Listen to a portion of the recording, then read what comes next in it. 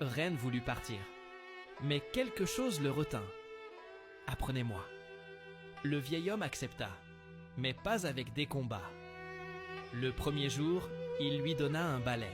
« Nettoie. » Le deuxième, il lui demanda de porter de l'eau. Le troisième, de rester immobile pendant des heures. Ren s'énerva. « Je veux apprendre à me battre. » Le vieil homme répondit calmement. « Tu veux te battre, mais tu ne te respectes même pas. » Ces mots restèrent. Les jours passèrent, puis les semaines. Ren apprit à se lever tôt, à finir ce qu'il commence, à ne pas fuir l'effort, à rester même quand c'est difficile. Un matin, le vieil homme lui tendit enfin un sabre en bois. « Maintenant, tu peux commencer. » Ren s'entraîna. Il tombait souvent. Mais cette fois, il ne fuyait plus. Un jour, les mêmes bandits revinrent au village. Ren était là. Son cœur battait encore fort. Ses mains tremblaient encore.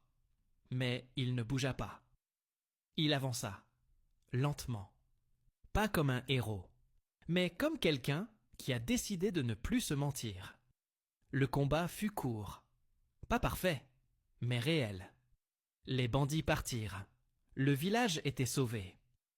Les gens le regardaient avec admiration. Mais pour la première fois, Ren ne cherchait pas leur regard. Il regarda ses mains. Elles tremblaient encore un peu, mais elles n'avaient pas fui. Plus tard, il retourna voir le vieil homme.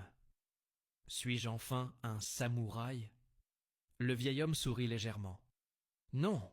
Ren baissa les yeux. Puis il ajouta « Mais pour la première fois, tu es devenu quelqu'un que tu peux respecter. » Et Ren comprit. Le bien et le mal ne se trouvent pas seulement dans les autres.